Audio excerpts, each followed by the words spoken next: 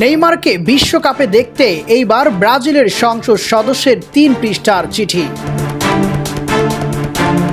ব্রাজিলের ফুটবল তো স্রেফ একটা খেলা নয়, এ এক পরম আবেগের নাম। আর সেই আবেগের কেন্দ্রে যদি থাকেন নেইমার জুনিয়র, তবে আলোচনা মাঠ ছাড়িয়ে সংসদ ভবন পর্যন্ত পৌঁছানোই যেন স্বাভাবিক।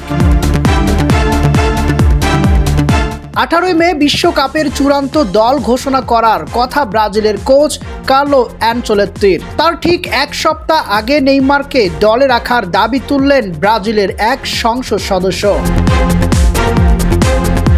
ব্রাজিলীয় ফেডারেশন ডেপুটি হেলপিও লোপেস সরাসরি চিঠি পাঠিয়েছেন দেশটির ফুটবল কনফেডারেশনে। 3 পাতার সেই চিঠিতে তার দাবি, বিশ্বকাপে সান্তোস তারকা নেইমারকে দলে রাখা হোক। নিজের সোশ্যাল মিডিয়ায় এই চিঠির কথা জানিয়ে লোপেস লিখেছেন, নেইমার কেবল একজন খেলোয়াড় নন, তিনি সৃজনশীলতা আর লাখো ভক্তের আশার প্রতীক। লোপেস অবশ্য চিঠিতে বিনয়ের সঙ্গে জানিয়েছেন, দলের সিদ্ধান্তে হস্তক্ষেপ করা তার উদ্দেশ্য নয়, কিন্তু তিনি মনে করেন নেইমারকে দলে চাওয়াটা কোটি কোটি ব্রাজিলের প্রাণের দাবি।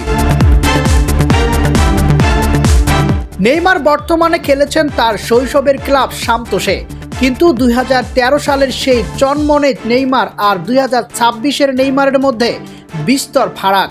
2023 সালের অক্টোবরে বাঁ হাঁটুর সেই মারাত্মক চোটের পর থেকে জাতীয় দলের জার্সিতে তাকে আর দেখা যায়নি।